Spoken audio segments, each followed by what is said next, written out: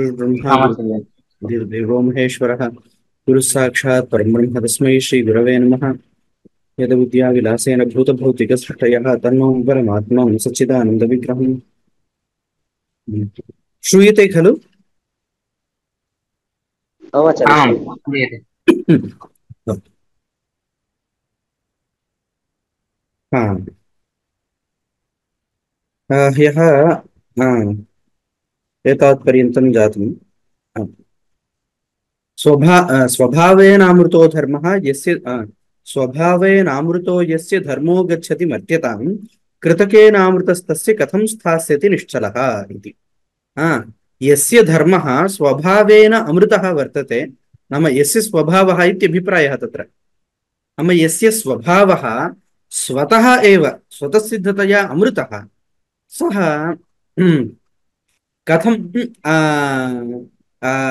अन्यथा भवति, नाम मर्त्यतां कथं गच्छति इत्यभिप्रायः। कृतकेनामृतस्तस्य कथं स्थास्यति निश्चलः इत्यादिकमपि चिन्तितम् अस्माभिः। भवतु इदानीं स्वभावो नाम कः, प्रकृतिः नाम का उक्तं खलु पूर्वमपि पूर्वश्लोके। प्रकृतेरन्यथा भावः न कथञ्चित् भविष्यति प्रकृतेः इत्युक्तौ स्वभावस्य इति। अत्र प्रकृतिः नाम मूलकारणम् इति न चिन्तनीयं। प्रकृतेः नाम स्वभावस्य अन्यथा भावः न भवति। ब्रह्मपरिणामवाद निराकरणं वस्तुतः अत्र क्रियते। ब्रह्मणः परिणामः न भवति, जगदाकारेण परिणामो नास्ति इति वक्तव्यम्। अतः तस्य यदि ब्रह्मणः परिणामः, तर्हि ब्रह्मस्वभावस्यैव अन्यथा भावः इति भवति। तत्तु न युक्तम् इति। भवतु इदानीं स्वभावो नाम कः? लोकेऽपि स्वभावविपर्ययः न दृश्यते वा, अथवा स्वभावविपर्ययः दृश्यते वा इत्यादिकम् इदानीं श्लोके चिन्त्यते। तत्र पश्यतु, सांसिद्धिकी स्वाभाविकी सहजा अकृता च या प्रकृतिस्येति विज्ञेया स्वभावं न जहाति या इति। सम्यगस्ति खलु? श्लोकाः अपि सम्यक् भवन्ति। मध्ये मध्ये तेषाम् अन्त्यप्रासादिकं तत्सर्वं सम्यक् भवति। आलङ्कारिकाः इति भाति कदाचित्। भवतु, प्रकृतिः लोके बहुविधा दृश्यते। सांसिद्धिकी प्रकृतिः, स्वाभाविकी प्रकृतिः, सहजा प्रकृतिः, अकृता प्रकृतिः इति प्रकृतिः दृश्यते। इयं प्रकृतिः कदापि स्वभावं न जहाति, स्वस्य भावं नाम स्वस्थितिं न जहाति इति। तत् पश्यामः। स्वाभाविकी प्रकृतिः नाम का इत्यादिकम्। यस्मात् लौकिकी अपि प्रकृतिः न विपर्येति का असौ इत्याह। सा प्रकृतिः का इति चेत् तत्र उच्यते, प्रथमतः किं, सांसिद्धिकी प्रकृतिः, लौकिकप्रकृतिः इयं। सांसिद्धिकी प्रकृतिः नाम सम्यक् सिद्धिः संसिद्धिः तत्र भवा सांसिद्धिकी। यथा योगिनां सिद्धानां अणिमाद्यैश्वर्य प्राप्तिः प्रकृतिः, सा भूत भविष्यत् कालयोरपि योगिनां न विपर्येति इति। इदानीं योगिनां सम्यक् समीचीना सिद्धिर्वर्तते। समीचीना या सिद्धिः सैव सांसिद्धिकी प्रकृतिः इत्युच्यते। नाम समीचीना या सिद्धिः, तेन लभ्यमानाः अणिमादिशक्तयः, एवञ्च योगसिद्ध्या लभ्यमानाः अणिमाद्यैश्वर्याः ये सन्ति, अणिमादिशक्तयः, तेषां सांसिद्धिकी प्रकृतिः इति नाम। संसिद्धिवशात् आगताः इति कृत्वा। एवञ्च तेषाम् अणिमादीनां स्वभावविपर्ययः न दृश्यते। इदानीं योगी भवति चेत्, सः योगी नाम कश्चन योगी अणिमादिशक्तिमान् यदि भवति, तर्हि तया शक्त्या यद्यत् कर्तुम् इदानीं प्रभवति, तथैव पूर्वमपि तत् कर्तुं तस्य सामर्थ्यमासीत्, अग्रे अपि तथैव भविष्यति। अवगतं वा? नाम तस्य शक्तिर्वर्तते, किन्तु तया शक्त्या इदानीम् एवं करोति, किन्तु पूर्वम् अनया शक्त्या तथा न न कर्तुं न कर्तुं शक्तः आसीत् इति वक्तुं न शक्यते। अणिमादि अणिमादिशक्त्या यद्यत् फलं लभ्यते इदानीं यत् फलं लभ्यमानं वर्तते तत् पूर्वमपि लब्धम् अग्रिमे अपि भविष्यति, अवश्यं भविष्यति। तत्र स्वभावविपर्ययः अणिमादीनां सांसिद्धिकप्रकृतीनां कदापि न भवति इति। अवगतं वा? सांसिद्धिकी प्रकृतिः तस्य विपर्ययो न भवति इत्युक्तौ आम् आचार्य। नावगच्छति चेत् पृच्छतु, चिन्ता नास्ति। स्वाभाविकी इति अनन्तरं द्वितीया प्रकृतिः। तथैव सा, तथा स्वाभाविकी द्रव्यस्वभावता। स्वाभाविकी प्रकृतिः नाम द्रव्यस्वभावभूता प्रकृतिः। सापि द्रव्यस्वभावता रूपा प्रकृतिः अपि एवमेव।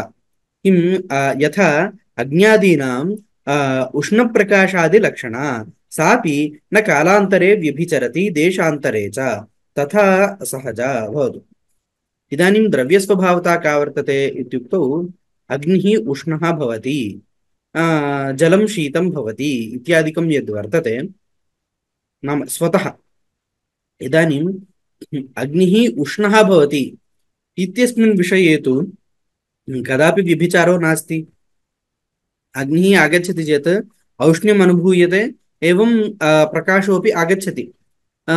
एवञ्च औष्ण्यं प्रकाशगुणः इति अग्नेः स्वभावः।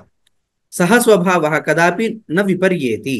एवञ्च द्रव्यस्वभावता रूपा या स्वाभाविकी प्रकृतिः तस्याः विपर्ययो नास्ति। एवं सहजा प्रकृतिः। सहजा नाम आत्मना सहैव जाता। यथा पशुपक्ष्यादीनाम् आत्मना सहैव जाताः स्वभावाः काश्चन भवन्ति, स्वभावाः केचन भवन्ति। नाम इदानीं पक्षिणाम् आकाशे पतनम्, आकाशे गच्छन्ति खलु, आकाशे पतनम् इति पक्षिणां यः स्वभावः सः स्वभावः कदाचित् न विपर्येति। एवं मृगाणां तत्तत् स्वभावाः कदापि न विपर्ययं प्राप्नुवन्ति।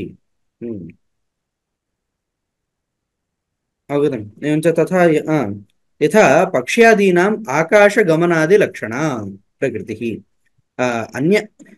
अन्यापि या काचित् अकृता केनचिन्न कृता, सहजा अकृता इत्युक्तं खलु। अकृता नाम केनचिन्न कृता। केनचिन्न कृता नाम किम्? अकृत्रिमम्, अकृत्रिमा प्रकृतिः। यथा अपां निम्नदेशगमनादिलक्षणा, अपां निम्नदेशगमनादिलक्षणा प्रकृतिः स्वभावः यः वर्तते सः स्वभावः केनचिन्न कृत, अतः अकृता प्रकृतिः इत्युच्यते। सापि प्रकृतिः अन्यथा न भवति कदाचिदपि। अन्यापि या काचित् स्वभावं न जहाति सा सर्वा प्रकृतिः, सा सर्वा प्रकृतिरिति विज्ञेया। लोके यद्यत् स्वभावं न जहाति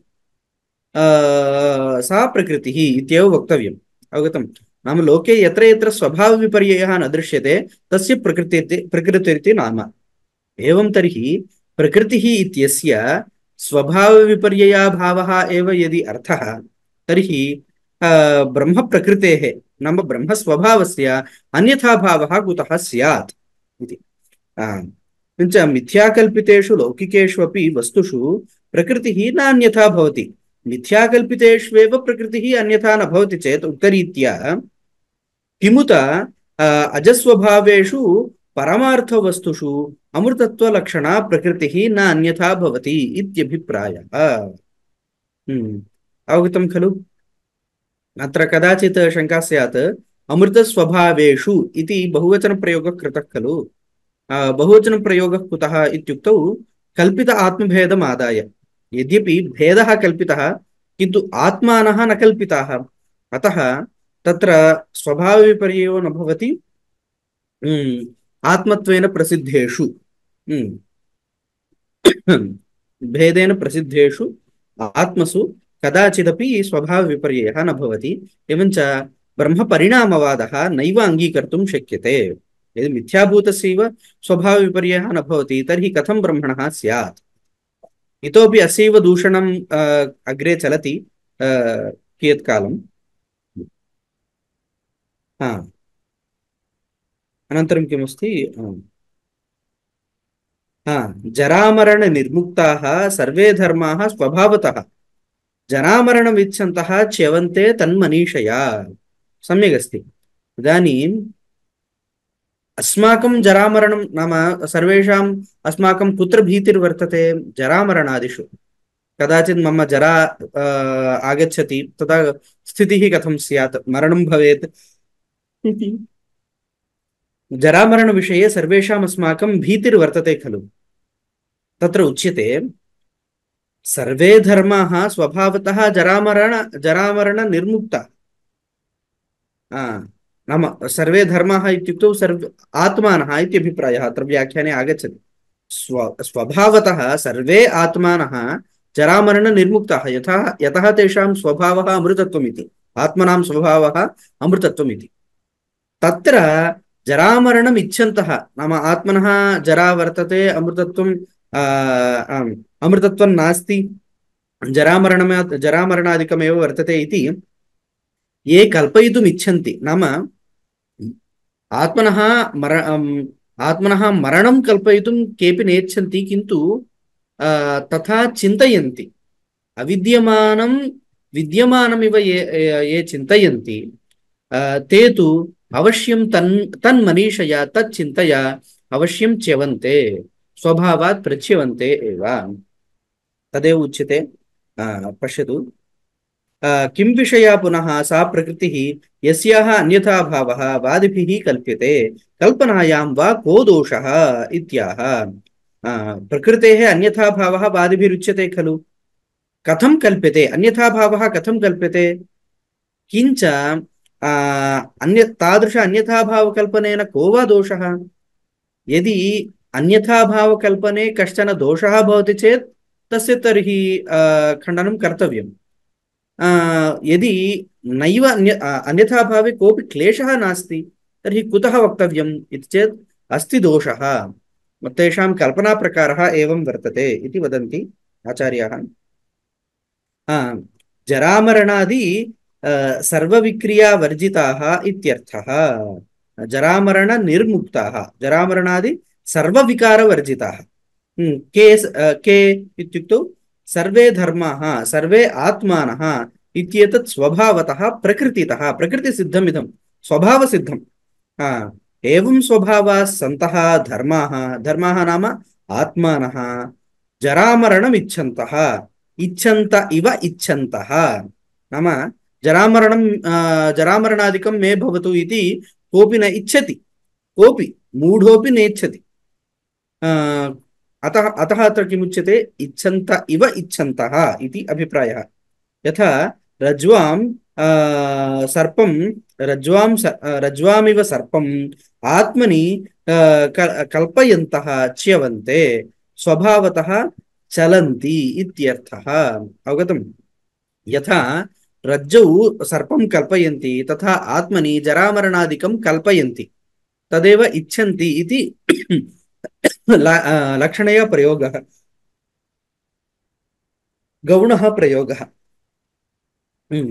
इदानीं ते किं भवन्ति इत्युक्तौ स्वभावात् चलन्ति, स्वभावात् प्रच्युताः भवन्ति, नाम मृतप्रायाः भवन्ति इति। तन्मनीषया जन्म मरण चिन्तया तद्भावभावितत्वदोषेण इत्यर्थः। तत्र उक्तं खलु, यं यं वापि स्मरन् भावं त्यजत्यन्ते कलेबरं तन्तमेवेति कौन्तेय सदा तद्भावभावितः इति। यं यं वापि स्मरन् भावं त्यजत्यन्ते कलेबरम् इत्युक्तं। यं यं भावं स्मरन् अन्ते कलेबरं त्यजति इति, किन्तु अन्तकाले तमेव भावं चिन्तयित्वा शरीरं त्यजति इत्यत्र किं नियामकम्? अन्तकाले तस्यैव स्मरणं भवति इत्यत्र नियामकं किञ्चित् भवेत् खलु। नाम इदानीं मम घटस्मरणम् आगतम् इत्युक्तौ तत्र निमित्तं किमपि स्यात्। एवम् अन्तकाले तस्यैव भावस्य विशेषतः स्मृतिरागता इत्यत्र किं निमित्तम् इत्युक्तौ सदा तद्भावभावितः इति अन्ते उक्तं कृष्णेन। किमिति? सदा निरन्तरं तेनैव भावेन भावितं चित्तं किं करोति? अन्तकाले तमेव अर्थं भावयति, स्मारयति। अतः तद्भावभावितत्वस्य तथा महिमा वर्तते। अतः सर्वदा समीचीनः एव विषयः चिन्तनीयः भवति। दुष्टः विषयः न चिन्तनीयः भवति। इदानीं किमस्ति अत्र? सदा तदा सदा तद्भावभावितत्वं यथा सम्यक्त्वे उपयुज्यते तथा दोषेऽपि भवति। एवञ्च नाम दुष्टं यदा आलोचयति सर्वदा तदा किं भवति? स्मरणमपि दुष्टस्यैव भवति खलु। इदानीं प्रकृतेऽपि तथैव वर्तते। सदा तद्भावभावितत्वदोषेण नाम आत्मनः एव जन्ममरणादिकं वर्तते इति सदा भावयन् सः किं करोति? आत्मनि जन्ममरणादिकं कल्पयति। एवं कल्पयित्वा सः स्वभावात् प्रच्युतो भवति, मृतप्रायः भवति इत्युच्यते। तद्भावभावितत्वदोषेण तन्मनीषया जन्ममरणादि चिन्तया सः आत्मनि कल्पयन् स्वभावात् प्रच्यवते भवति। अनन्तरं कारणं यस्य वै कार्यं कारणं तस्य जायते जायमानं कथमजं भिन्नं नित्यं कथञ्च तत् इति भवति। इदानीं सत्कार्यवादिनाम् उपरि असत्कार्यवादिनः ये दोषान् आरोपयन्ति ते दोषाः इदानीं विस्तरेण किञ्चित् कथ्यन्ते। भवतु अत्र सर्वत्रापि इदं बुद्धौ स्थापनीयं, कस्यापि स्वमुखात् दोषापादनं न क्रियते। एतावत् पर्यन्तमपि साक्षात् स्वमुखात् दोषापादनं नास्ति, अपि तु अन्यैः ये दोषाः प्रकल्पिताः तत् श्रुत्वा अस्माभिः तत्र अनुमोदामहे वयम् इत्युक्तं खलु। सैव पद्धतिः चलति, स्वतः तत्र दोषापादनं नास्ति इति चिन्तनीयं भवतु। तत्र किमस्ति? कथं सज्जातिवादिभिः साङ्ख्यैः अनुपपन्नम् उच्यते इत्याह वैशेषिकः। वैशेषिकः अनुपपन्नं कथमुच्यते तैः इति। किम् अनुपपत्तिः का वर्तते इत्युक्तौ तत्र पश्यतु, कारणं यस्य वै कार्यं कारणं तस्य जायते इति।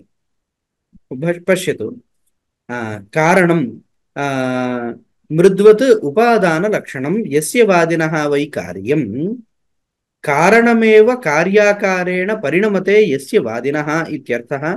नाम यस्मिन् मते कारणमेव कार्यं भवति। साङ्ख्यानां मते किमस्ति? मृदेव घटाकारेण उत्पद्यते, मृदेव उत्पद्यते घटाकारेण। नाम कारणमेव मृत्, इदानीं कार्यं सम्पन्नं। कारणं यस्य वै कार्यं तदेव पश्यतु।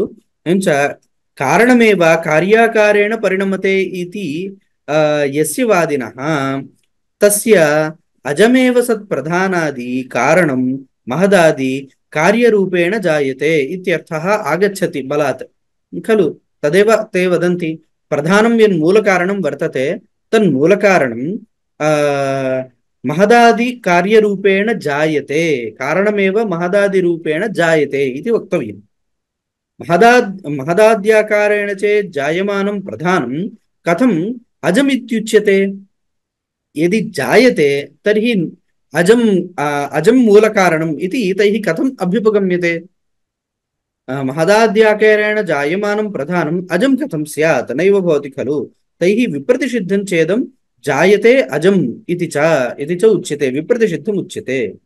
नित्यं च तैरुच्यते, जायमानं तन् नित्यं भवति इति कथं वक्तुं शक्यते? अनन्तरं किमस्ति? कारणं यस्य वै कार्यं कारणं तस्य जायते, तस्य मते कारणं जायते चेत् कथम् अजम् इति वक्तुं शक्यते इति प्रथमवाक्यस्य अर्थः। द्वितीयवाक्यस्य जायमानं कथमजं भिन्नं नित्यं कथञ्च तत् इति। तत्र पश्यतु, एतावत्पर्यन्तं जायमानं कथमजम् इति पर्यन्तं सम्पन्नं। भिन्नं नित्यं कथञ्च तत्, भिन्नं सत् नित्यमिति कथमुच्यते इति अनन्तरम् अन्वयः।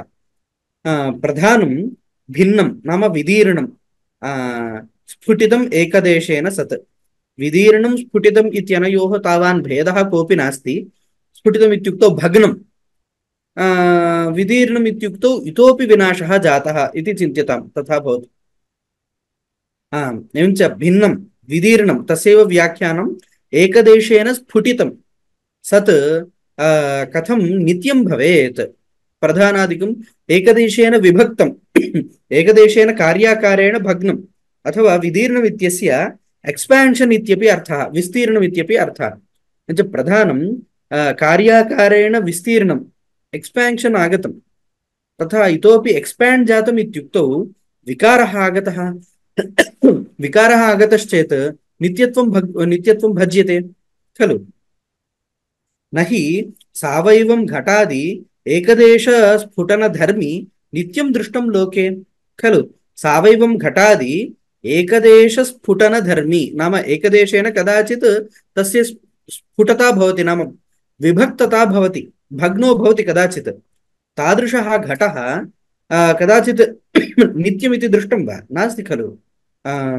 तर्हि प्रकृते कथं स्यात् प्रधानं? किञ्च विदीर्णं विदीर्णञ्च स्यात् एकदेशेन अजं नित्यञ्च, एतद् विप्रतिषिद्धं तैः अभिधीयते इत्यभिप्रायः। विदीर्ण विदीर्णमपि सत् प्रधानम् एकदेशेन अजं नित्यञ्च भवति इति कथं वक्तुं शक्यते? एकदेशेन तद् विदीर्यमाणं वर्तते, तत्र महदाद्याकारेण पदार्थान्तरेण परिणमते इति एकदेशेन तथा परिणामः दृश्यते। दृश्यमानं कथं निराक्रियते तैः? अजम् इति कथम् उच्यते तैः इति अवगतं खलु। एवञ्च भिन्नं नाम विदीर्यमाणं नित्यं कथं स्यात् इत्यभिप्रायः। तस्यैव इतोपि विवरणं क्रियते।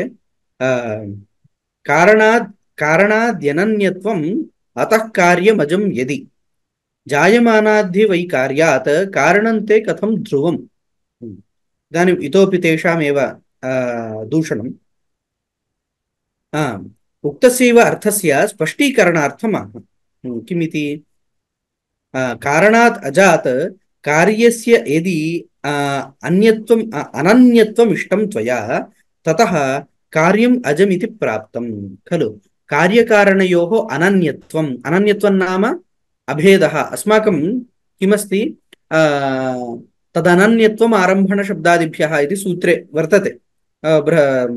सूत्रे शारीरिकसूत्रेषु तदनन्यत्वम् आरम्भणशब्दादिभ्यः इति द्वितीयाध्याये वर्तते खलु। तत्र व्याख्यानं भाष्यकारैः किं कृतम्? अनन्यत्वं व्यतिरेकेण अभावः इति।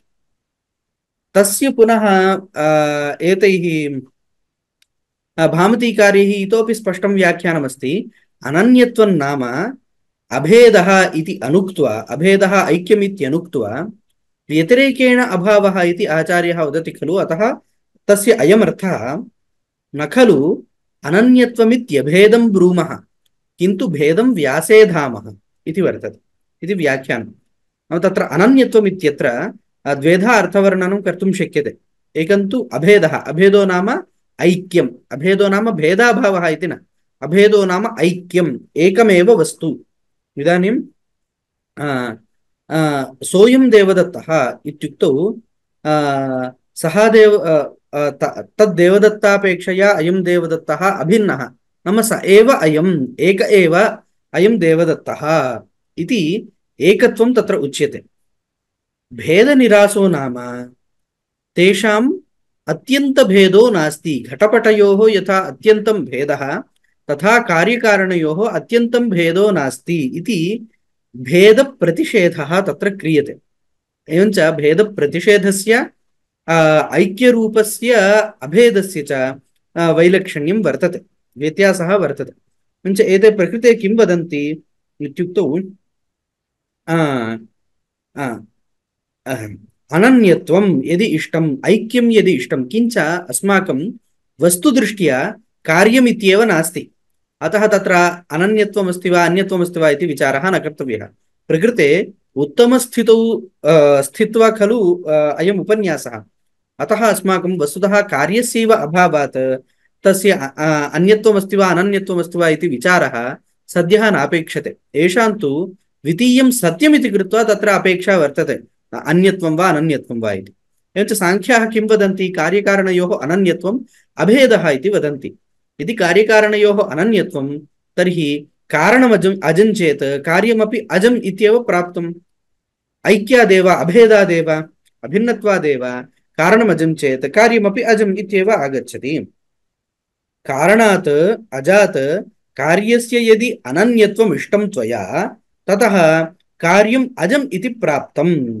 इदञ्च अन्यद् विप्रतिषिद्धं कार्यमजञ्च इति तव कार्यम् अजञ्च इति तव विप्रतिषिद्धम् इदम् अन्यत् अन्यः विप्रतिषेधः प्रदर्शितः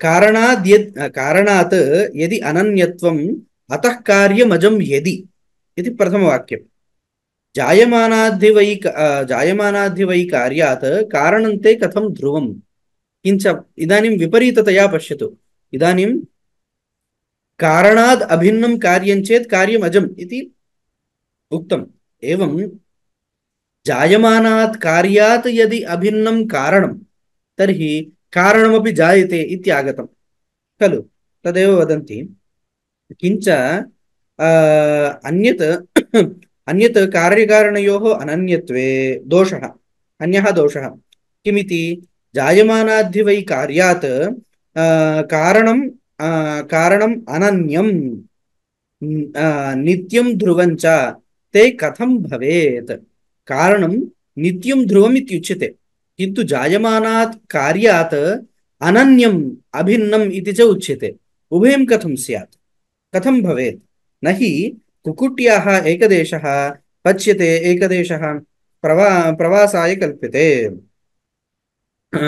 अर्धकुक्कुटीन्यायः इति प्रसिद्धः अर्धजरतीयन्यायः अर्धकुक्कुटीन्यायः इति एक एव न्यायः नाम्ना बहुधा प्रसिद्धः इदानीं कुक्कुटी इत्युक्तौ मुर्गी ज्ञायते खलु कुक्कुटः मुर्गी इति ज्ञायते खलु भवतु भवतु तस्याः इदानीं तस्य स्वेच्छा भवतु इति तां कुक्कुटीं त्यक्तवान् नाम विहाराय कल्पितवान् पुनः स एव वदति तामेव कुक्कुटीम् अहं किमिति पाकं कृतवान् इत्यपि च नाम इदानीम् एकामेव कुक्कुटीं पाकं कृतवान् विहाराय स्वेच्छया त्यक्तवान् इति च उभयं सम्भवति वा अर्धं जहाति अर्धं पच्यते इति न सम्भवति खलु अर्धार्धं कर्तुं न शक्यते विरुद्धधर्मयोः एकत्र अवस्थानं तु न सम्भवति यदि सम्यक् गन्तुं जहाति तर्हि पाकः न भवति यदि पाकं करोति तर्हि त्यागः न सम्भवति अतः अर्धकुक्कुटीन्यायवत् दृश्यते कुक्कुट्याः एकदेशः पच्यते एकदेशः प्रवासाय कल्प्यते इतिवत् अर्धं नित्यं भवति अर्धं तु कार्यं भवति इति तु विप्रतिषिद्धमस्ति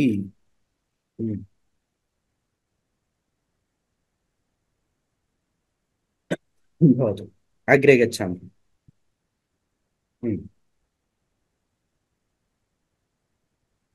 अनन्तरं किमस्ति अजाद्वै जायते यस्य दृष्टान्तस्तस्य नास्ति वै जाताच्च जायमानस्य न व्यवस्था प्रसज्यते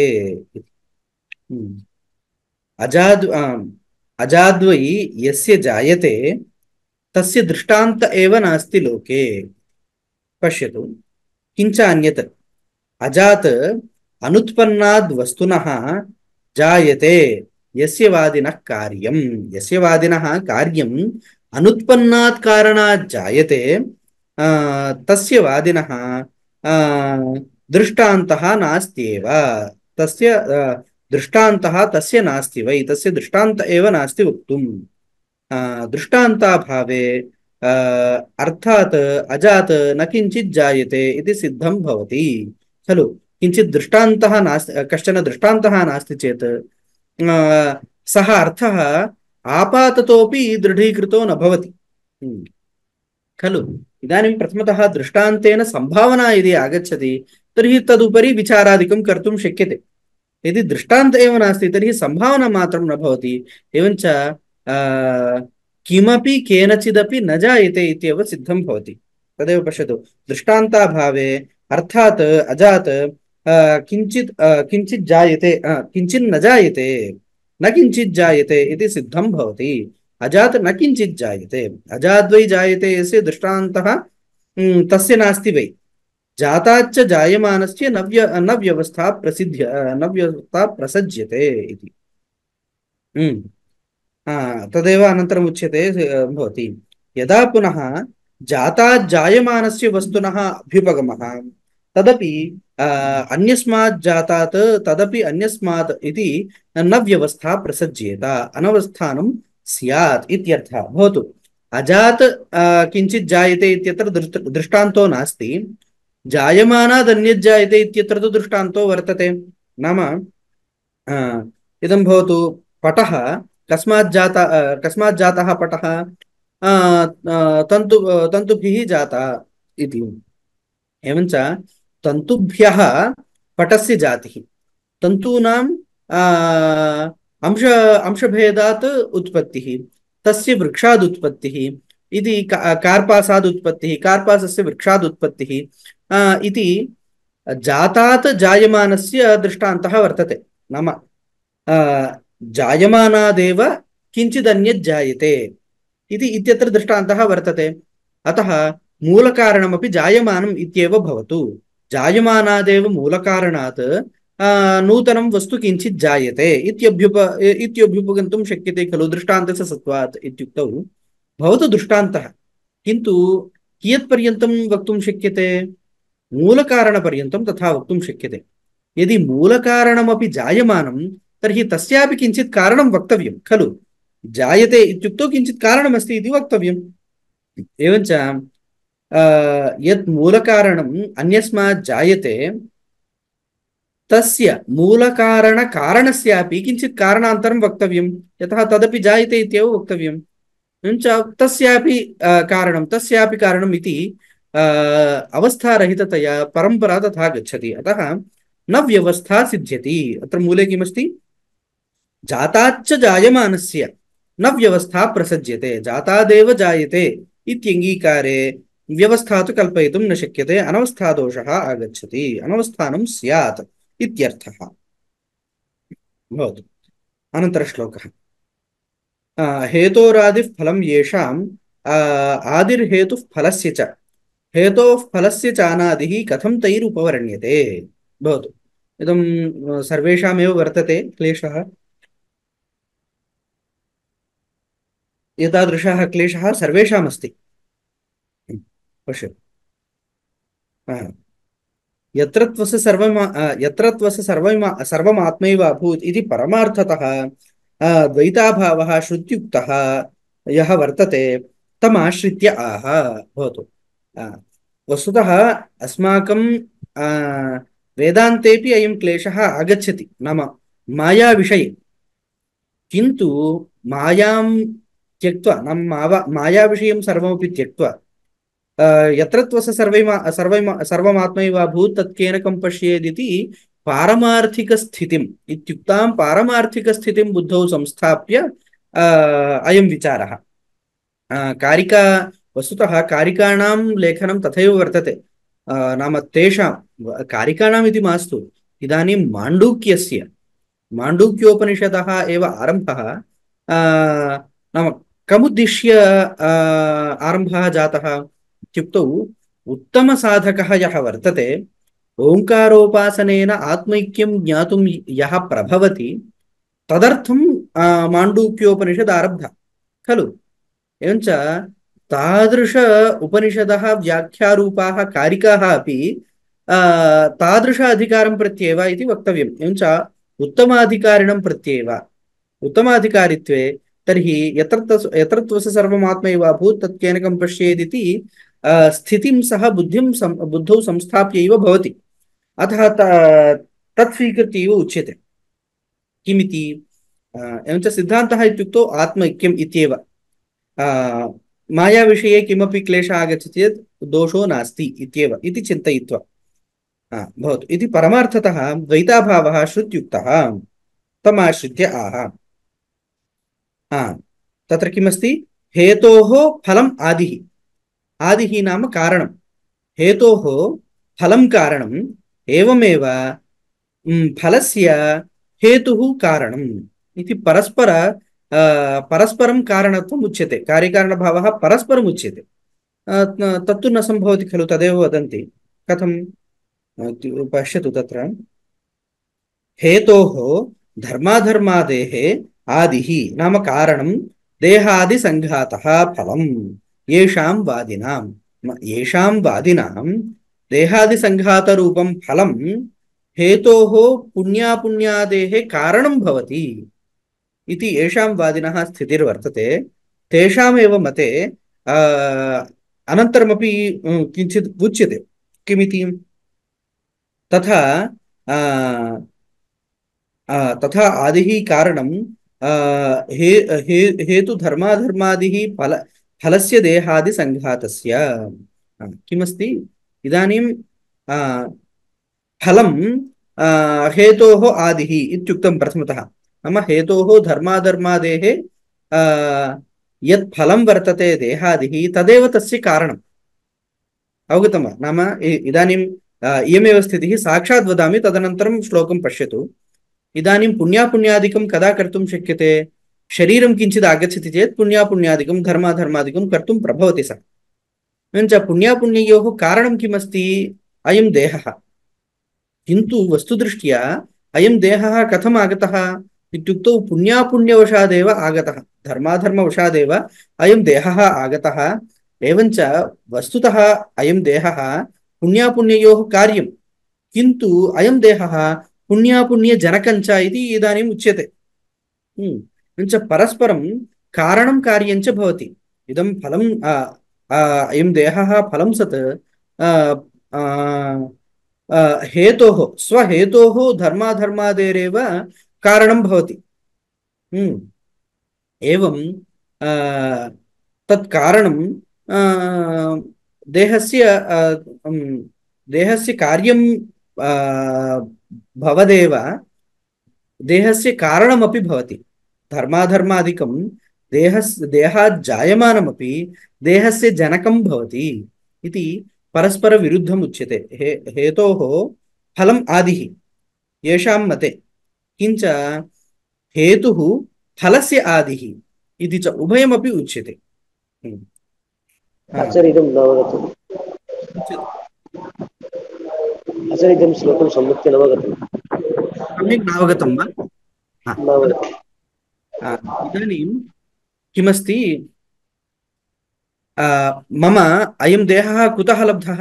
नाम इदानीं मम मनुष्यदेहः एव कुतः आगतः? पशुवादिदेहः कुतः नागतः इत्युक्तौ सुकृतवशात् इत्येव खलु वक्तव्यं। नाम कृतसुकृतवशात् इत्येव वक्तव्यं। सुकृतं नाम किं? पुण्यं वा अपुण्यं वा? नाम इदानीं मनुष्यजन्म इति कृत्वा पुण्यापुण्यं मेलनं खलु। एवञ्च धर्माधर्मादिकार्यमिदं शरीरम्, आं वा न वा? धर्माधर्मस्य फलम् इदं शरीरम्, आं वा न वा? धर्माधर्मात् जायते। एवञ्च धर्माधर्मवशात् जायमानम् इदं शरीरं धर्माधर्मयोः कारणञ्च भवति। कथं कारणं भवति इत्युक्तौ शरीरे सत्ये नाम शरीरे सत्येव, नाम शरीरमस्ति चेदेव शरीरेण किञ्चित् कर्म क्रियते, कर्मणा च पुण्यस्य वा पापस्य वा उत्पत्तिर्भवति। एवञ्च धर्माधर्मयोः शरीरं कारणं भवति, एवञ्च धर्माधर्मयोः कार्यञ्च भवति इति परस्परं विरुद्धं दृश्यते। नाम देहस्य फलम् इति नाम स्थापितं, धर्माधर्मयोः हेतुः इति नाम स्थापितम्। एवञ्च हेतोः धर्माधर्मादेः फलरूपमिदं शरीरं कारणम् इति दृश्यते, कार्यम् इति च दृश्यते। इति विरुद्धमुच्यते। कथमिदं अवगतं वा? आम् आचार्य। तदेव पश्यतु, अत्र श्लोके किञ्चित् इतस्ततः वर्तते, किञ्चित् जागरूकतया दृश्यामश्चेत् अवगम्यते। हेतोः फलम् आदिः येषां मते, तेषामेव मते हेतुः फलस्य आदिः कारणम् इति परस्परं कार्यकारणभावः परस्परम् उच्यते। परस्परं नाम अग्रे आगच्छति, इतोपि स्पष्टता आगच्छति। पुत्राज्जन्म पितुर्यथा इति, नाम अयं पुत्रः पितुः कारणादेव जातः, तस्मात् पुत्रात् पुनः पिता उत्पद्यते इति उक्तमस्ति इदानीं सद्यः। नाम धर्माधर्मादि कारणवशात् जातमिदं शरीरं स्वपितरं धर्माधर्मादिकम् उत्पादयति इति उक्तं। तत् कथं स्यात्, क्लेशः अस्ति खलु इति अग्रे आगच्छति। च हेतोः फलस्य चानादिः कथं तैरुपवर्ण्यते। भवतु एतावत्पर्यन्तं किं सञ्जातम्, एवं विरुद्धम् आगतं। हेतुः फलस्य कारणम्, एवं हेतुकार्यञ्च फलम् इति परस्परम् एवम् उक्तम्। उक्त्वा च तैः किमुच्यते, अयं कार्यकारणभावः अनादिः इत्युच्यते। नाम तस्य सादित्वं मुखतः उक्त्वा अयम् अनादिः इति च ते वदन्ति। तदेव पश्यतु, तथा अनादिः तथा भवतु। एवं हेतुफलयोः इतरेतर कार्यकारणत्वेन आदिमत्वं ब्रुवद्भिः एवं हेतोः फलस्य च अनादित्वं कथं तैः उपवर्ण्यते। विप्रतिषिद्धमिदं न हि नित्यस्य कूटस्थस्य आत्मनः हेतुफलात्मता संभवति।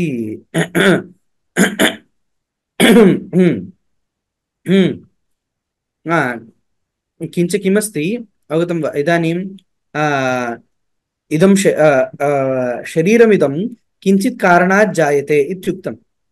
धर्माधर्मादिकमपि शरीरात् जायते। शरीरं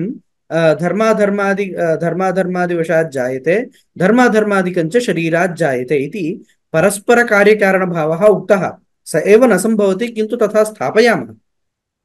परस्परकार्यकारणवत्वेन किं ज्ञायते, अयं देहः आदिमान्, धर्माधर्मादिकमपि आदिमत्।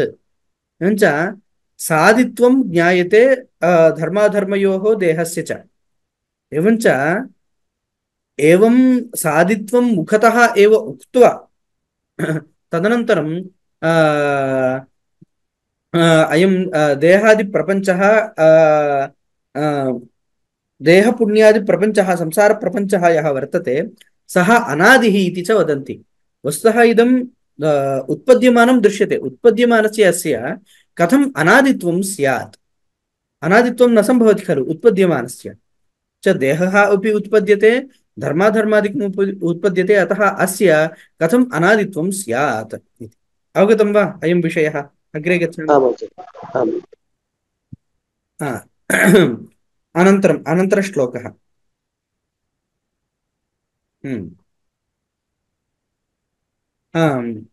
तदेव तस्यैव विवरणं। हेतोरादिफलं येषाम् आदिर्हेतुः फलस्य च तथा जन्म भवेत् तेषां पुत्राज्जन्म पितुर्यथा। चिन्तितं खलु अस्माभिः? हेतोः फलम् आदिः येषां मते, हेतुः फलस्य चादिः उक्तरीत्या उक्तवाक्यस्यैव पुनः कथनम्, अनुवादमात्रं। तथा अङ्गीक्रियते चेत् जन्म पुत्राज्जन्म पितुः यथा भवति तथा सर्वेषां पदार्थानां जन्म अङ्गीकृतं स्यात्। तत् पश्यतु कथं तैः विरुद्धम् अभ्युपगम्यते इति उच्यते। तेषाम् अभ्युपगमे विरोधः कः वर्तते? तेषाम् अभ्युपगमे कः विरोधः इति चेत्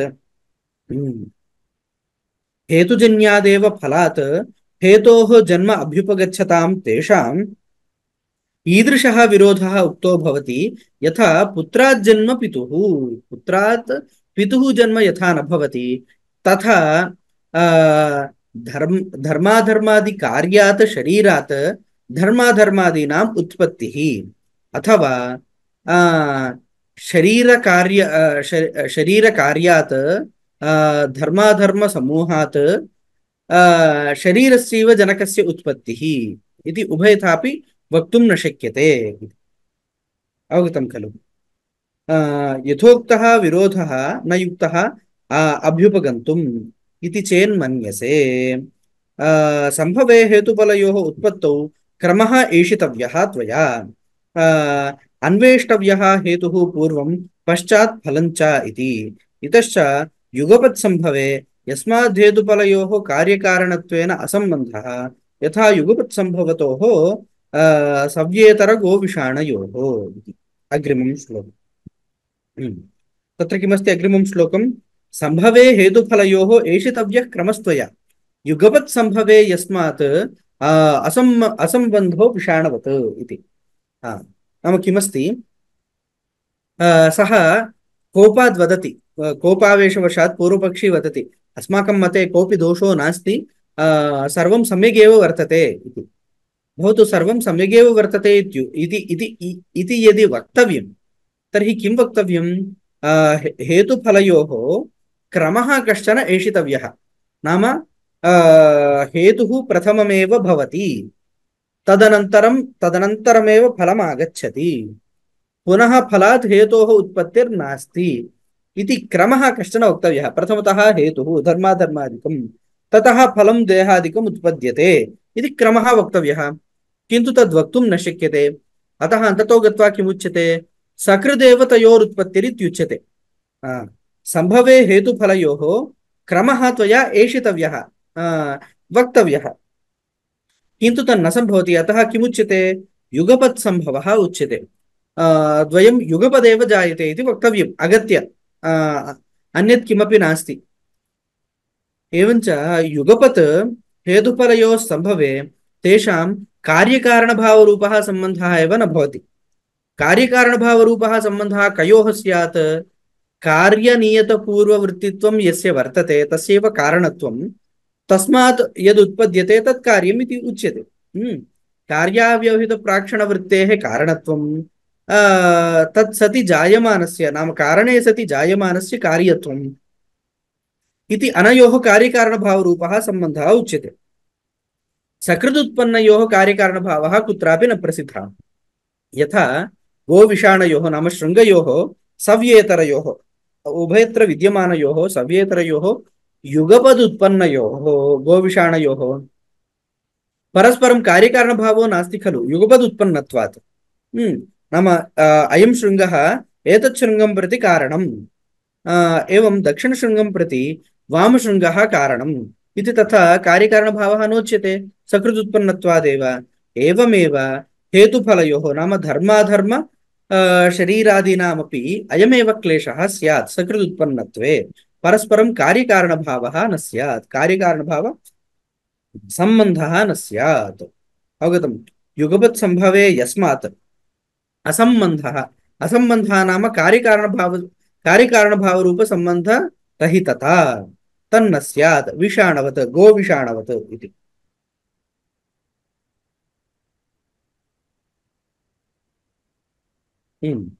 अनन्तरश्लोकः फलादुत्पद्यमानः सन् न ते हेतुः प्रसिद्ध्यति, अप्रसिद्धः कथं हेतुः फलमुत्पादयिष्यति। इतोपि तस्यैव खण्डनमस्ति। सकृदुत्पत्तिः, कार्यकारणयोः सकृदुत्पत्तिः इति प्रसक्तिरेव नास्ति।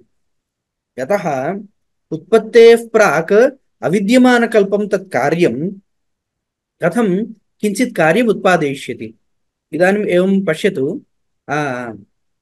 कस्मिंश्चित् द्वितीयक्षणे हेतुफलयोरुभयोरपि उत्पत्तिः इति चिन्तयामः। द्वितीयक्षणे हेतुफलयोरुभयोरपि उत्पत्तिः। इदानीं द्वितीयक्षणात् प्राक् नाम प्रथमक्षणे कारणं नैव वर्तते, येन तस्मात् कारणात् कार्यस्य उत्पत्तिः वक्तुं शक्येत। नाम धर्मः धर्माधर्मादिकं यदि प्राक्षणे वर्तते प्रथमक्षणे, तर्हि तस्मात् कारणात् द्वितीयक्षणे देहादीनाम् उत्पत्तिः इति वक्तुं शक्यते। किन्तु तेषां युगपदुत्पत्तिः युगपदेव द्वितीयक्षणे उभयोरपि उत्पत्तिः इति यदि अङ्गीक्रियते तर्हि प्रथमक्षणे धर्माधर्मादेः धर्माधर्मादेः कारणस्य अभावात् कथं कार्यस्य देहादेः उत्पत्तिः स्यात् न भवति खलु तदेव फलात् उत्पद्यमानः सन् हेतुः नैव प्रसिद्ध्यति तवा अप्रसिद्धः कथं हेतुः फलम् उत्पादयिष्यति अप्रसिद्धः फलं कथम् उत्पादयिष्यति तदेव उच्यते कथम असम्बन्धः कार्यकारणयोः युगपदुत्पन्नयोः असम्बन्धः उक्तः खलु कार्यकारणभावो न भवति इति तत् कुतः इत्याह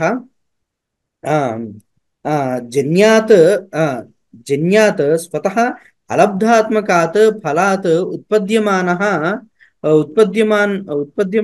सन् शशविषाणादेः इव असतः न हेतुः प्रसिद्ध्यति जन्म न लभते इति नाम हेतुः फलादुत्पद्यते इत्युक्तौ फलं पूर्वं नास्ति खलु हेतोः पूर्वं फलं नास्ति अत एव तस्य फलमिति नाम अस्य हेतुरिति नाम किञ्च हेतोः पूर्वं फलं नास्ति चेत् पूर्वम् अविद्यमानं शशविषाणकल्पं सत् कथं तस्मात् हेतुरुत्पद्यते नैव उत्पद्यते विद्यमानादेव नोत्पद्यते चेत् अविद्यमानात् कथम् उत्पत्तिः स्यात् नैव भवति इति अवगम्यते खलु अत्र क्लेशः कोऽपि नास्ति यदि क्लेशः वर्तते चेत् पृच्छन्तु नाम इतस्ततः किञ्चित् भवति सम्यक् सम्यक् श्रूयते चेत् अवगम्यते यदि कदाचित् सम्यक् नावगम्यते कदाचित् भाषणात् इत्यादिषु तदा पृच्छतु चिन्ता नास्ति जन्यात् स्वतः अलब्धात्मकात् फलात् उत्पद्यमानः सन् शशविषाणादेः इव असतः न हेतुः प्रसिद्ध्यति जन्म लभते न नाम उत्पत्तेः पूर्वं हेतोः पूर्वं अविद्यमानं शशविषाणतुल्यं सत् फलं कथं हेतोः उत्पादकं स्यात् नैव भवति अलब्धात्मकः अप्रसिद्ध तदेव जातं खलु तदेव अलब्धात्मकः अप्रसिद्धः सन् शशौषाणादिकल्पः तव कथं फलम् उत्पादयिष्यति नैव उत्पादयिष्यति न हि इतरेतरापेक्ष सिद्धयोः शशौषाणकल्पयोः कार्यकारणभावेन सम्बन्धः क्वचित् दृष्टः अन्यथा वा इत्यभिप्रायः इदानीं किमस्ति इतरेतरापेक्ष सिद्धयोः शशविषाणकल्पयोः परस्परापेक्षया नाम इदमस्ति चेत् इदम् उत्पद्यते इदमस्ति चेत् इदम् उत्पद्यते तर्हि उभयोरपि उत्पत्तिर्न भवति खलु इदं वर्तते चेत् द्वितीयक्षणे अन्यस्य उत्पत्तिः किन्तु इदमपि प्राक् स्यात् तदा एव अस्य उत्पत्तिः स्यात् इदानीं किं भवति तथा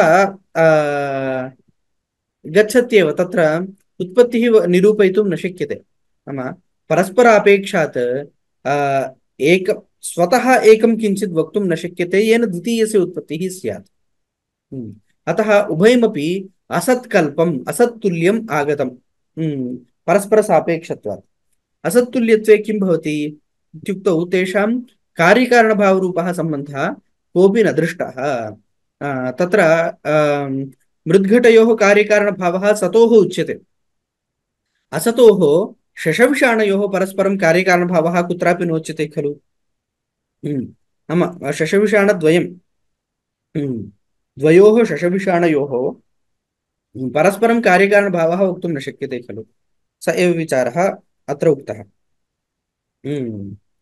शशविषाणकल्पयोः कार्यकारणभावेन सम्बन्धः क्वचित् न दृष्टः अन्यथा वा अवगतम् अनन्तरं यदि हेतोः फलात् सिद्धिः फलसिद्धिश्च हेतुतः कतरत्पूर्वनिष्पन्नं यस्य सिद्धिरपेक्षया तस्यैव विवरणं क्लेशः कोऽपि नास्ति हेतोः फलात् सिद्धिः फलसिद्धिश्च हेतुतः इत्यङ्गीकारे कतरत् पूर्वनिष्पन्नं पूर्वं किम् उत्पन्नं यस्य सिद्धिम् अपेक्ष्य अनन्तरम् अन्यस्य उत्पत्तिर् वक्तव्या तथा तु न सम्भवति खलु इत्येव उक्तस्यैव इतोपि विवरणम् असम्बन्धता दोषेण अबोधितेऽपि हेतुफलयोः कार्यकारणभावे यदि हेतुफलयोः अन्योन्यसिद्धिः अभ्युपगम्यते एव त्वया कतरत् पूर्वनिष्पन्नं हेतुफलयोः यस्य पश्चात् भाविनः सिद्धिः स्यात् पूर्वसिद्ध्यपेक्षया तद्ब्रूहि अवगतं बलात् कार्यकारणभावः सकृदुत्पन्नयोः द्वयोः हेतुफलयोः अङ्गीक्रियते इति तर्हि अत्र इदं वक्तव्यं किं पूर्वं निष्पन्नं यम् अपेक्ष्य द्वितीयम् उत्पन्नं तद् वक्तव्यं किन्तु तद् वक्तुं न शक्यते तत् प्रथमं ब्रूहि तदेव न सम्भवति तव पक्षे इति अन्यत् किमस्ति अशक्तिरपरिज्ञानं क्रमकोपोऽथवा पुनः एवं हि सर्वथा बुद्धैः जातिः बुद्धैः अजातिः परिदीपिता एवञ्च बुद्धैः नाम पंडितैः किं कृता अजातिः परिदीपिता अजातिः प्रकाशिता बोधिता इति वा वक्तुं शक्यते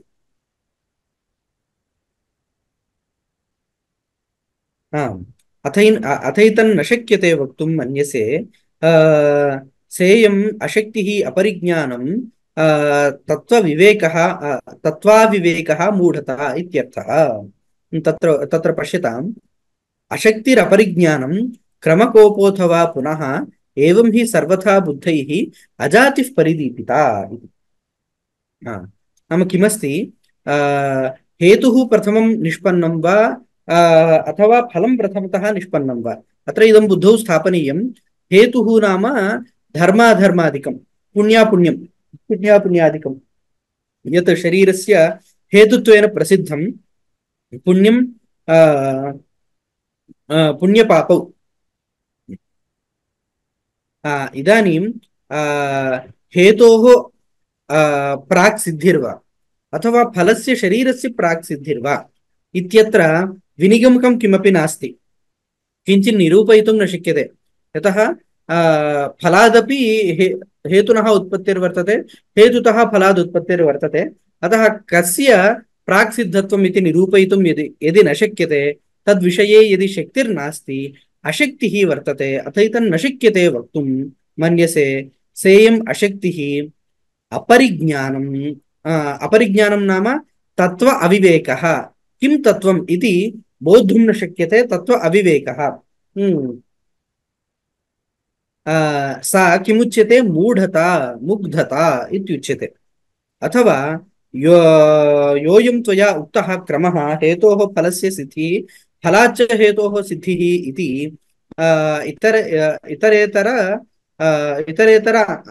इतरेतरानन्तर्यलक्षणः तस्य कोपः विपर्यासः अन्यथा भावः स्यादित्यभिप्रायः नाम हेतोः फलस्य फलाद्धेतोः इति परस्परं एकैकानन्तरं नाम हेत्वनन्तरं फलं फलानन्तरं हेतुः इति उभयोरपि उभयानन्तर्यम् उच्यते अस्य कोपः नाम विपर्ययः अन्यथा भावः स्यात् इति एवं हेतुफलयोः कार्यकारणभावानुपपत्तेः अजातिः अनुत्पत्तिः प्रदीपिता प्रकाशिता अन्योन्यपक्षदोषं ब्रुवद्भिः वादिभिः बुद्धपण्डितैः इत्यर्थः एवं परस्परं विवदद्भिः एतैः अन्ततो गत्वा किं प्रतिपादितं स्यात् इत्युक्तौ अत्र जातिपक्षे नाम जायते इत्यत्र समीचीना युक्तिः कापि नास्ति इति कृत्वा सर्वस्यापि अजातिः इत्येव प्रसिद्धं भवति अन्ततो गत्वा किञ्च अत्र किमुक्तं हेतुफलभावस्य अन्यथा भावः नाम हेतुफलभावः न भवति हेतुफल फलाभावे किं भवति तेषाम् उत्पत्तिरेव नास्ति इत्यागच्छति। सम्यक्। कस्यापि उत्पत्तिर्नास्ति इति अजातिरेव प्रतिपादिता ब्रुवद्भिः पंडितैः। पंडितं मन्यैः पूर्वपक्षिभिः किं कृतम्? अजातिः परिदीपिता वर्तते। भवतु। अजाति परिदीपिता। अजातिः नाम जात्यभावः, कार्यस्य जातिर्नास्ति। आ, शरीरं प्रथमं वा धर्माधर्म।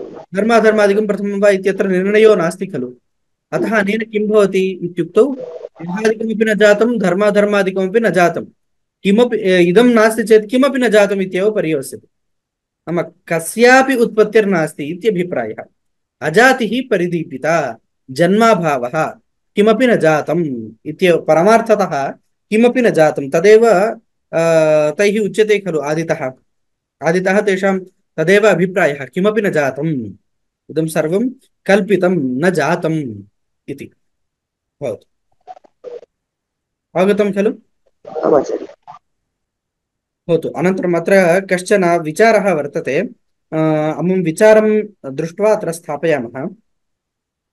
ननु हेतुफलयोः कार्यकारणभावः हेतुफलयोः कार्यकारणभावः इत्यस्माभिः उक्तं शब्दमात्रम् आश्रित्य छलमिदं त्वया उक्तं पुत्राज्जन्म पितुर्यथा विषाणवच्च असम्बन्धः इत्यादिना। नाम एतावत्पर्यन्तं यद्यदुक्तं तत्सर्वं छलमात्रम्। छलो नाम युक्तिं विना यत्किञ्चित् कथनं। यतः एतेषां स्वतः अभिप्रायः कः वर्तते इत्युक्तौ अस्य शरीरस्य कारणं किमस्ति? पूर्वतनधर्माधर्मादिकं। तत् पूर्वतनधर्माधर्मादिकम् अस्मात् शरीरात् न जायते। अस्मात् शरीरात् जायमानं धर्माधर्मादिकं नूतनम्। एवञ्च यथा बीजात् अंकुरोत्पत्तिः, अंकुराच्च पुनः नूतन बीजस्य उत्पत्तिः, तस्माच्च पुनः अंकुरोत्पत्तिः नूतनस्य, नूतनायाः अंकुरस्य, नूतनस्य अंकुरस्य उत्पत्तिः। एवञ्च किमस्ति? बीजाङ्कुरवत् एकैकस्मात् एकैकं नूतनम् उत्पद्यते, तदेव पुनः उत्पद्यते इति नास्ति। अतः पुत्राज्जन्म पितुर्यथा पुत्राज्जन्म पितुर्यथा इति दृष्टान्तेन यदुक्तं तदसङ्गतम्, छलमात्रम् इदं। किञ्च शशविषाणयोः युगपदुत्पन्नयोः नाम गोविषाणयोः, शशविषाणं नास्ति, गोविषाणयोः युगपदुत्पन्नयोः यथा असम्बन्धः कार्यकारणभावो नास्ति, तद्वन्न स्यादिति यदुक्तं तदपि नास्ति। क्रमः अत्र अभ्युपगम्यते। पूर्वधर्माधर्मोत्तरम् इदं शरीरम्, एतद् धर्माधर्मो एतत् शरीरोत्तरं नूतनधर्माधर्मादिकम् इति क्रमः कश्चन वर्तते। अतः प्राक् कारणं तदनन्तरं कार्यम् इति सर्वं सुष्ठु उपपद्यते। अतः अत्र क्लेशः एव नास्ति, छलमात्रं त्वया कृतम् इति स्यात् पूर्वपक्षिणाम् आशयः। तत्र एवम् उच्यते। अवगतं खलु पूर्वपक्षिणाम् आशयः कः इति? आचार्य। न हि न हि अस्माभिः असिद्धाद्धेतोः फलसिद्धिः असिद्धाद्वा फलात् हेतुसिद्धिः अभ्युपगता। असिद्धात् अन्यस्य उत्पत्तिः कदापि नोच्यते। किं तर्हि बीजाङ्कुरवत् कार्यकारणभावः अभ्युपगम्यते। बीजाङ्कुरवत् कार्यकारणभावः अत्र उच्यते, अत्र सिद्धान्तः उच्यते। तदेव पश्यतु अत्र बीजाङ्कुराख्यो दृष्टान्तः सदा साध्यसमोहि सः। वस्तुतः बीजाङ्कुरदृष्टान्तोऽपि अद्वैतवादिनाम् अस्माकम् असिद्धः। भवतु लोके दृश्यते चेत् तथा भवतु नाम, किन्तु अस्माभिः तत्रापि कश्चन क्लेशः आपाद्यते। आपाद्यते नाम कश्चन क्लेशः तत्रापि दृश्यते। अतः सः साध्यसमः, तत्रापि क्लेशः वर्तते। हेतुहेतुमद्भावः कथमस्ति इति। इदानीम् अद्वैतवादिनां मते शरीरस्य धर्माधर्मादिकं कार्यं न भवति इति वक्तुं शक्यते वा?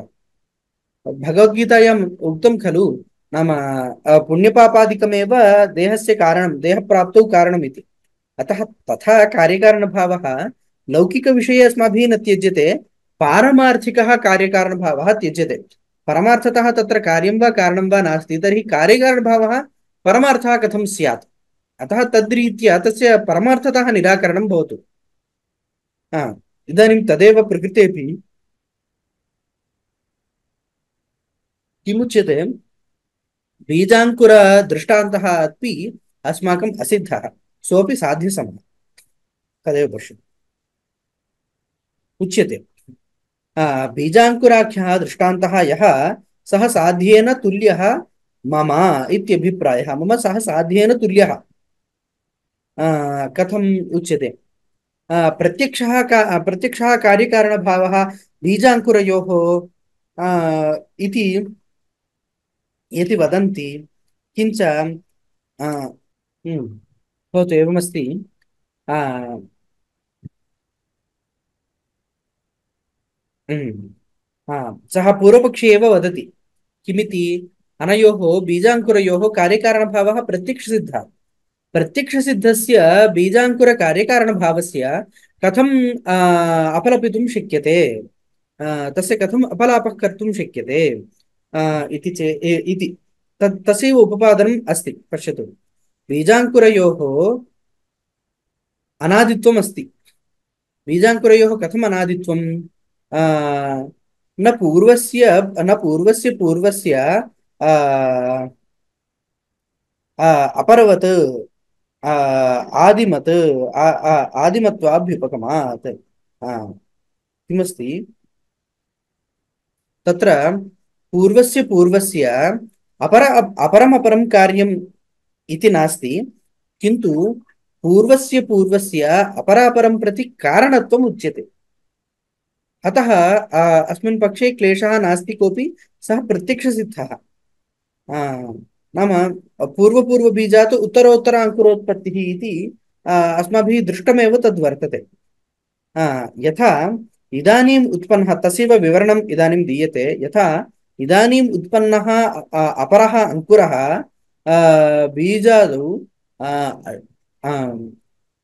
बीजादौ किमस्ति, यथा इदानीम् उत्पन्नः अङ्कुरः बीजादिं किमस्ति,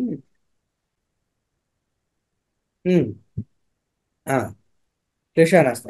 पश्यतु, यथा इदानीम् उत्पन्नः अङ्कुरः बीजादुत्पन्नः अङ्कुरः आदिमान् खलु।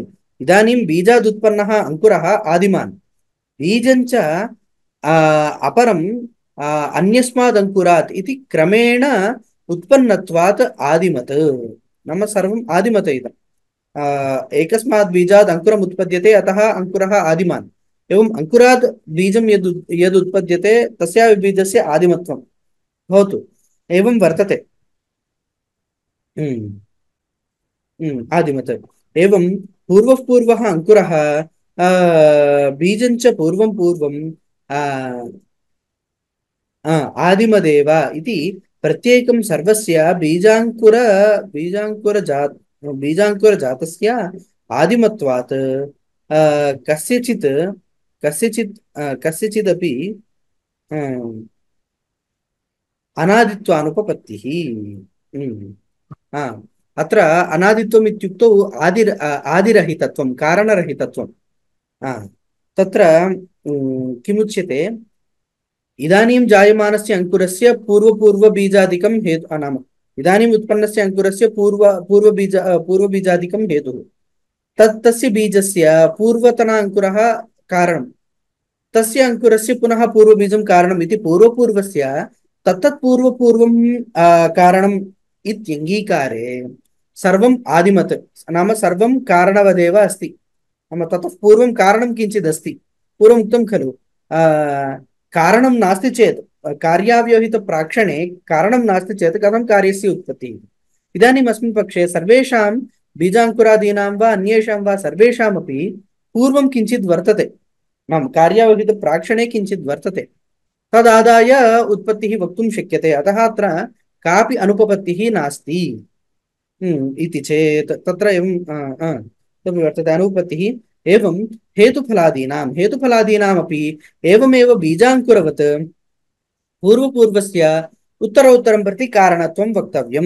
नाम पूर्वम् उत्तरोत्तरं प्रति कारणं, धर्माधर्माद् धर्माधर्माद् शरीरोत्पत्तिः शरीरात् च धर्माधर्मोत्पत्तिः नूतनयोः इति बीजाङ्कुरन्यायेन गन्तव्यम्। अथ बीजाङ्कुरसन्ततेः अनादिमत्वम् इति चेत् अथ अथ इति स्वयमेव आदाय अथ इतोपि किञ्चित् वक्तव्यमत्र। किमिति इत्युक्तौ बीजाङ्कुरसन्तानः यः वर्तते अयं च सन्तानः अनादिः, अस्य आदिर्नास्ति। नाम अत्र आगच्छति खलु, तत्र पाराडाक्स् इत्युच्यते, इंग्लिश् मध्ये प्रसिद्धं। नाम तत्र एग् फस्ट् अस्ति वा, इदं मुर्गी फस्ट् अस्ति वा, काक् फस्ट् अस्ति वा इति विचार्यमाणे तत्र कः इति ज्ञातुं न शक्यते। किं पूर्वम् एवं प्रकृतेपि वृक्षः प्रथमतः आगतो वा अथवा बीजं प्रथमतः आगतं वा, बीजस्य प्राथम्यं वा वृक्षस्य प्राथम्यं वा, एकैकस्मात् एकैकोत्पत्तिर्भवतु, तत्र प्राथम्यं प्रप्रथमतया किमस्ति इति चिन्तायां तथा नैव वक्तव्यम्। अस्य अनादित्वात् इदं सर्वम् अनादि इत्येव अङ्गीक्रियते। किञ्च मीमांसकानां मते किमस्ति, प्रपञ्चस्य उत्पत्तिविनाशौ न भवतः। अयं प्रपञ्चः अनादिः अनन्तः, एवञ्च प्रपञ्चस्य अनादित्वात् बीजाङ्कुरप्रवाहोऽपि वक्तुं शक्यते अनादिः बीजाङ्कुरप्रवाहः इति। तद्दृष्ट्या अत्र उक्तम् इति चिन्तनीयम्।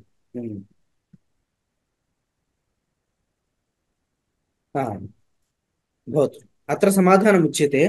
बीजाङ्कुरसन्ततेः अनादित्वम् अस्ति इत्युक्तौ न एकत्वानुपपत्तेः, न हि बीजाङ्कुरव्यतिरेकेण बीजाङ्कुर सन्ततिर्नाम अत्र किमस्ति, न हि बीजाङ्कुरव्यतिरेकेण बीजाङ्कुरसन्ततिर्नाम बीजाङ्कुरसन्ततिर्नाम एका व्युपगम्यते। हेतुफलसन्ततिर्वा तद तदनादित्ववादिभिः भवतु। हेतुफलसन्ततेः अनादित्वं यैः उच्यते तैः इदं वक्तव्यं, हेतु हेतुः फलञ्च अन्यत्, हेतुफलसन्ततिः अन्या इति। सन्तत्यपेक्षया हेतुफलयोः वैलक्षण्यं किमपि अस्ति वा इति चेत् तथा वक्तुं न शक्यते। सन्ततिः हेतुफलादिकं सर्वम् एकमेव इति कृत्वा हेतुफलयोः सादिमत्वे हेतुफलसन्ततेरपि सादित्वमेव आगच्छति खलु। अयं क्लेशः आगतः। तस्मात् सूक्तं हेतोः फलस्य च अनादिः कथं तैरुपवर्ण्यते। अतः पूर्वम् उक्तं खलु, हेतोः फलस्य च अनादिः कथं तैरुपवर्ण्यते इत्यत्र छलमात्रम् इदम् इत्युक्तं। छलमात्रं किमपि नास्ति अत्र। अनादित्वपक्षः नैव सङ्गच्छते। अनादित्व अनङ्गीकारे पाराडाक्स् इत्येव भवति, बीजस्य प्राथम्यं वा वृक्षस्य प्राथम्यं वा इति। अतः एतद्भिः किं कर्तव्यम्, अयं सन्तानः अनादिः इति वक्तव्यं। किन्तु सन्तानं नाम अन्यः नूतनः पदार्थः कोऽपि नास्ति, अतः तदपि वक्तुं न शक्यते। तथा च अन्यदपि अनुपत्तेः तथा च अन्यदपि अनुपत्तेः न छलमात्रम् इत्यभिप्रायः। अन्यापि अनुपत्तिर्वर्तते। न च लोके साध्यसमः हेतुः साध्यसिद्धौ सिद्धिनिमित्तं प्रयुज्यते प्रमाणकुशलैः इत्यर्थः। हेतुरिति दृष्टान्तः अत्र अभिप्रेतः गमकत्वात्, प्रकृतो हि दृष्टान्तः न हेतुः इति। अत्र किमुच्यते, न हि साध्यसमः हेतुः सिद्धौ साध्यस्य युज्यते इति अस्ति खलु। अत्र किम् एतावत्पर्यन्तं किमुक्तं, बीजाङ्कुरन्यायवत् हेतुफलयोरपि कार्यकारणभावः भवतु इत्युक्तं। तत्र बीजाङ्कुरयोः किं कृतम्, एकस्माद् अन्यस्य उत्पत्तिः एकस्माद् अन्यस्य उत्पत्तिः उत्तरोत्तरस्य पूर्वपूर्वं कारणम् इति। किन्तु अस्य अनादित्वमपि वक्तव्यम्, अन्यथा किं प्रप्रथमं किम् आगतम् इति शङ्का स्यात्। अतः प्रप्रथमम् इत्येव नास्ति, सर्वदा अनुवर्तते एव इयं गतिः। एवञ्च आ, इदं नाम अनादित्वमेव वक्तव्यं भवति। अनादित्वे सति क्लेशो न भवति। किन्तु अनादित्वं कस्य उच्यते, हेतोर्वा फलस्य वा? हेतोः फलस्य उभयोरपि सादित्वात् उत्पन्नत्वादेव तस्य अनादित्वं वक्तुं न शक्यते। भवतु हेतुफलसन्ततेः अनादित्वं वदामः इत्युक्तौ हेतुफलसन्ततिर्नाम हेतुफलस्वरूपव्यतिरिक्तः कश्चन नास्ति पदार्थः। अतः अयम् अयुक्तः एव पक्षः। अतः पूर्वम् आचार्यैः उक्तं तत्र दोषोऽपि आपादितः खलु, अयं दोषः वर्तते। तत्रैव इतोपि वदन्ति, न हि साध्यसमो हेतुः सिद्धौ साध्यस्य युज्यते। हेतुः साध्यसमश्चेत्, हेतुः नाम ज्ञापकः, ज्ञापकं नाम साध्यसिद्धिजनकं हेतुः। एवञ्च हेतुः यदि साध्यसमः साध्यवत् संदिग्धास्पदः यदि, तर्हि किं स्यात्? न हि साध्यसमो हेतुः साध्यस्य युज्यते, साध्यस्य सिद्धौ युज्यते। न हि साध्यसमो हेतुः साध्यस्य सिद्धौ, साध्यस्य निर्णयावसरे नोपयुज्यते इति। भवतु, अयं विषयः अवगतः खलु? अन्तिमवाक्यमपि अवगतम्? आमाचार्य। तर्हि अत्र स्थापयामः।